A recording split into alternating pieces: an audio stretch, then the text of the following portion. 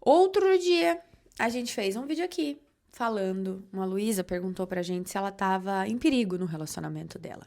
E aí, ao longo da história, a gente viu que ela tinha todos os sinais pra simplesmente sumir do relacionamento com esse cara, porque o cara é sim um perigo em potencial. Vocês lembram? Vocês comentaram muito sobre isso, tipo, foge, você tá em perigo sim, o cara é um lunático, maluco, não sei o que, ele vai acabar te. Enfim.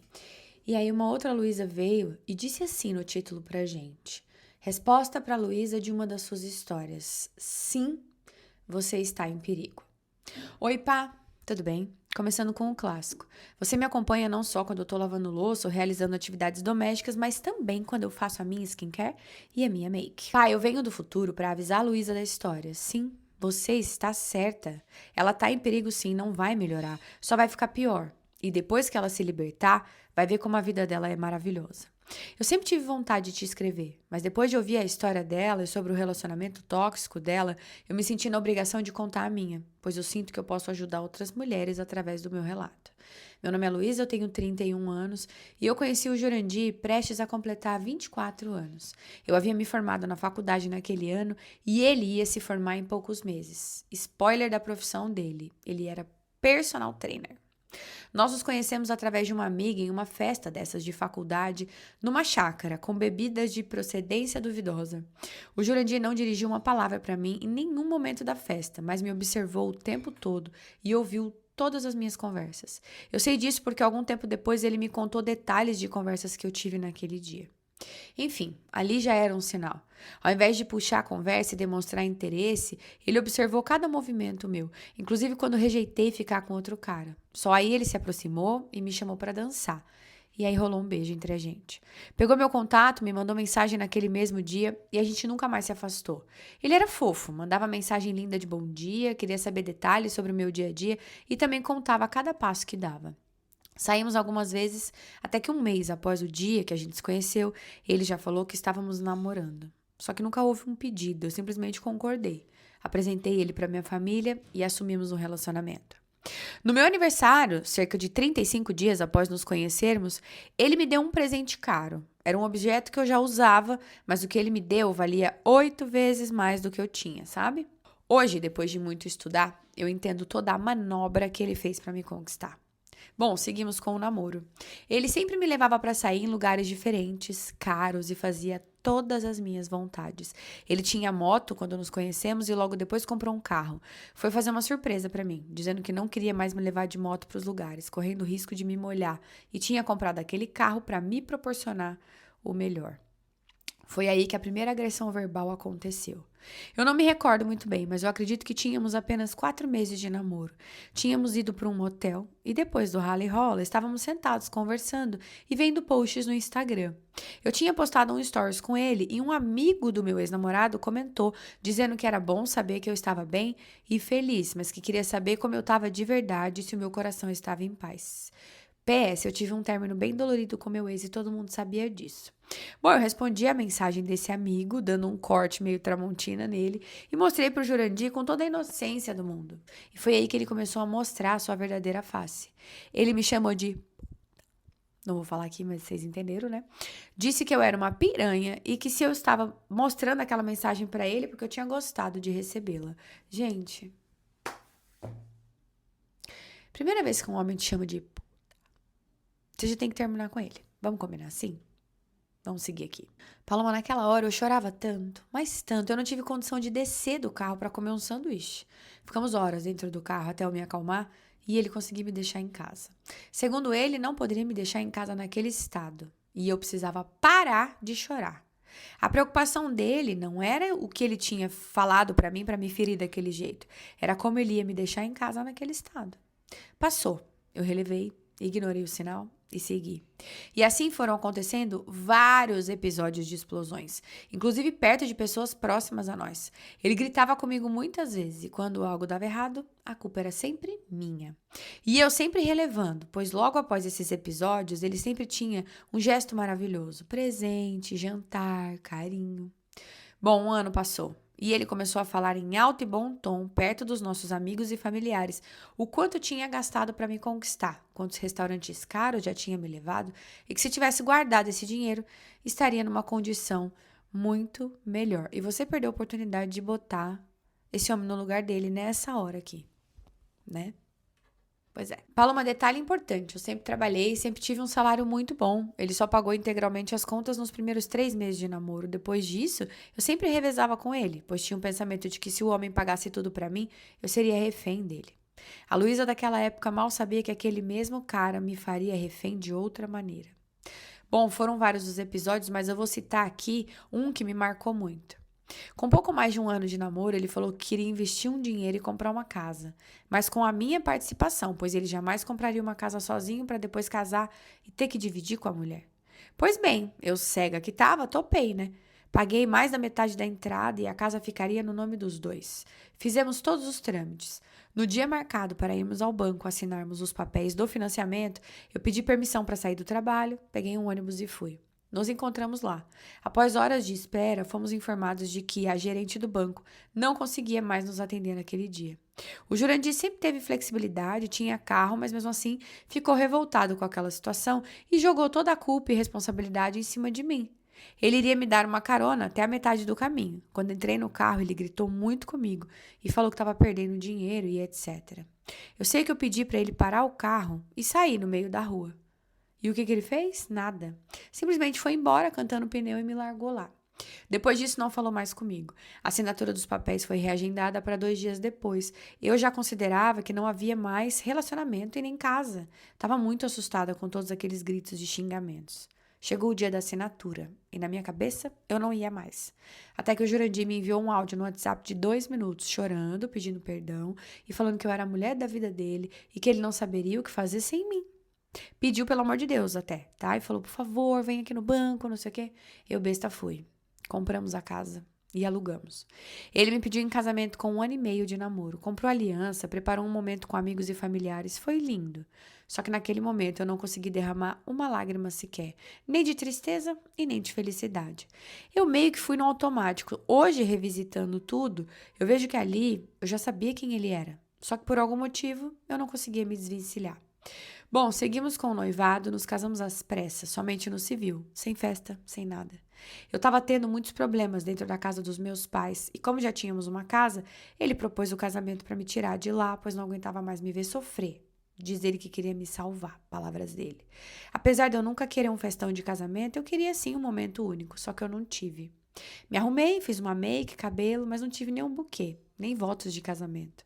Foi um momento seco, sabe? Parecia que era só para cumprir tabela. O casamento foi durante a pandemia e ele não estava trabalhando. Quem pagou o cartório? Eu. A fotógrafa? Eu. Até a roupa que ele usou? Eu também. A gente não teve lua de mel, nem ao menos uma diária no hotel, Paloma, nada. A única coisa que esse homem fez foi ir até o cartório e assinar um papel.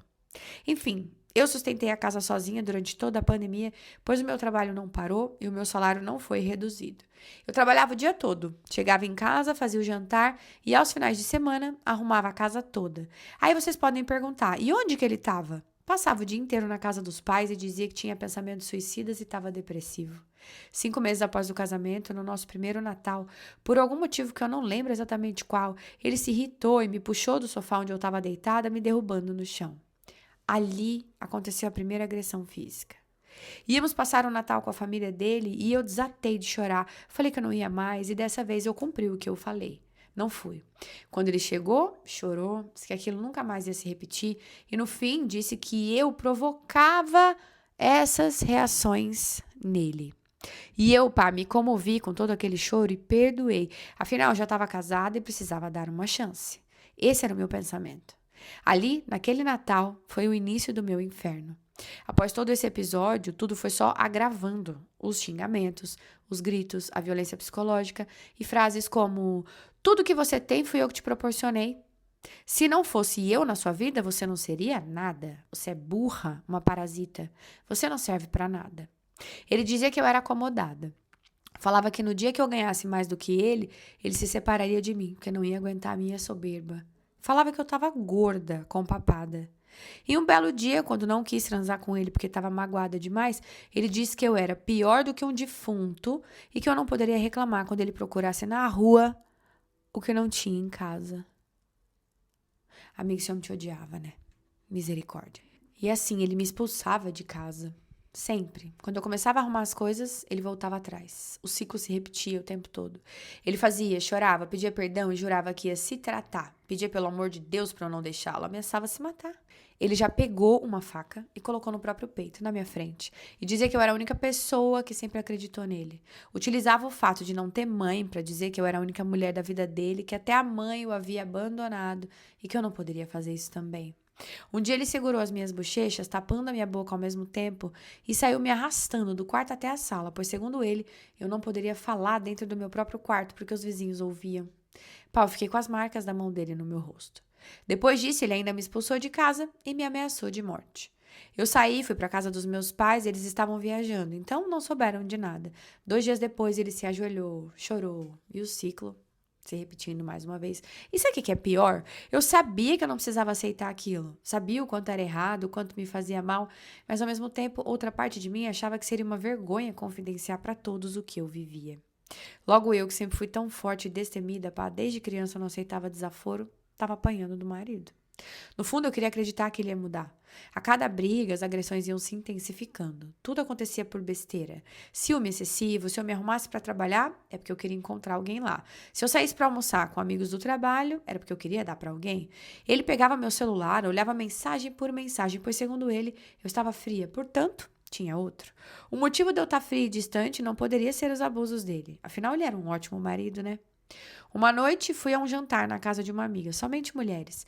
Ele sabia onde e com quem eu estava, mas parou de me responder no WhatsApp. Ali eu já sabia o que estava por vir. Eu cheguei em casa às 9h45. Eu nunca vou esquecer desse horário. Quando eu cheguei, ele me chamou de novo. Disse que ficava até uma hora dessa na rua e que aquilo nunca mais ia se repetir. Quando eu fui tentar me defender, ele mandou cala a boca e me deu um tapa. A essa altura eu já estava gravando as nossas brigas. Apesar de não ter coragem de denunciá-lo, meu sexto sentido dizia que eu precisava fazer aquilo. Até porque as mensagens que ele mandava arrependida eram sempre de visualização única, ou seja, eu nunca teria provas. O dia que eu percebi que ou eu saía daquela situação ou eu ia morrer, foi quando ele me deixou roxa. Ele me deu murros na boca, que graças a Deus só pegaram no queixo, pois eu coloquei um daqueles travesseiros da NASA na frente, sabe aquele que se aperta e ele não afunda? Só que eu fiquei muito roxa e fui obrigada a olhar para aquelas marcas durante 10 dias. Todos os dias no banho, eu olhava no espelho e via as marcas físicas que ele tinha deixado em mim. Fora as psicológicas, né? Eu só queria dormir e ficar sozinha. Desenvolvi diversas alergias que médico nenhum descobriu o que era. Desenvolvi uma gagueira, Paloma, eu não conseguia completar frases. Eu não me reconhecia mais. Vivia pisando em ovos, me moldando para ser o que ele queria que eu fosse, me policiando para não fazer nada que pudesse irritá-lo, nada que pudesse fazê-lo perder a cabeça. Afinal, era eu que deixava ele assim, né? A culpa sempre era minha. O que me salvava era o trabalho. Ali era o meu refúgio, eu podia ser eu mesma ali. Eu era reconhecida como uma mulher foda, resiliente, forte e competente. Após essa agressão, eu ainda fiquei 1 ano remoendo tudo aquilo, me preparando e juntando forças para sair. Amiga, 1 ano? Você ficou 1 ano com ele? Nesse tempo, eu me dediquei muito ao trabalho, como nunca havia feito antes. Até que ele me agrediu pela última vez. Me deu um murro. E eu falei pra ele que aquela seria a última vez e que eu ia denunciá-lo. Foi aí que ele me arrastou pra dentro do carro e passou comigo na porta da delegacia, gritando que se eu fosse mulher, poderia denunciá-lo, porque ele não tinha medo de nada. Disse que eu tava muito corajosa, que eu tinha certeza que eu tinha outro, que ele tinha certeza que eu tinha outro, mas que se ele pegasse alguma coisa, eu seria uma mulher. Naquele dia eu decidi que ele nunca mais tocaria um dedo em mim. E assim eu fiz, pedi forças para Deus, saí de casa com uma mala de mão. Deixei tudo para trás, mas eu levei comigo a minha dignidade e a minha paz. Ele tentou voltar. Chorou, falou mais uma vez que queria construir uma família comigo e que queria um filho. Disse que se eu desse um filho para ele, tudo ia mudar e ele procuraria ajuda. Dessa vez eu não cedi. Eu estava forte o suficiente para olhar para ele e não sentir nada, nem de bom nem de ruim. Pá, tem 1 ano e meio que eu me livrei dessa relação e me reconstruí por completo. E se vocês me perguntarem como, eu não sei. Eu não sei de onde eu tirei dinheiro, força, estabilidade emocional, mas eu consegui. Ele tentou dificultar minha vida de todas as formas. Me atormentava, me ameaçava. Até que eu criei coragem, fui numa delegacia, apresentei todas as provas, áudios, fotos das agressões e consegui uma medida protetiva. Hoje eu tô lutando na justiça pra conseguir o que é meu por direito, só que eu tô em paz. É como você sempre diz, né? Antes só que mal acompanhada. Hoje eu moro sozinha, num apartamento maravilhoso, faço o que eu quero, na hora que eu quero. E eu tenho paz, me cuido, me amo, sou outra mulher. Eu fiz minha primeira viagem internacional. Fiz a minha primeira viagem sozinha. A vida só melhora quando você tira esse peso das suas costas. O meu recado para a Luísa da história e para outras tantas mulheres que nos ouvem agora é: um agressor não vai mudar. Ele só vai piorar até te matar. Saia enquanto é tempo. É isso, Paulo. Obrigada por ler a minha história. Aí, ela mandou foto dela quando ela tava com ele. Um Jurandir desgraçado, gente. Juro por Deus. Tipo, ela toda roxa, machucada. Que maldito. E agora ela maravilhosa. Maravilhosa.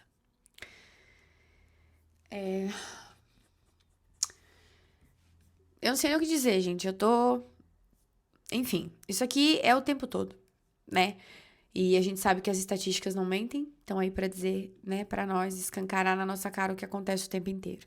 Então, eu espero que vocês tenham ouvido essa história com atenção. E se você está vivendo um relacionamento como esse, e tiver o mínimo de dúvida, coloca play nesse vídeo todos os dias. Todos os dias. Você vai ouvir essa história. Até você também se convencer de que esse homem vai acabar com a sua vida, enquanto você não largar ele. Ok? Se salve enquanto você tem tempo de se salvar. Tá? É isso. Por essas e outras que, né? Tutorial lá na Netflix de como fazer com o marido agressor. Né? A Elise já ensinou pra nós.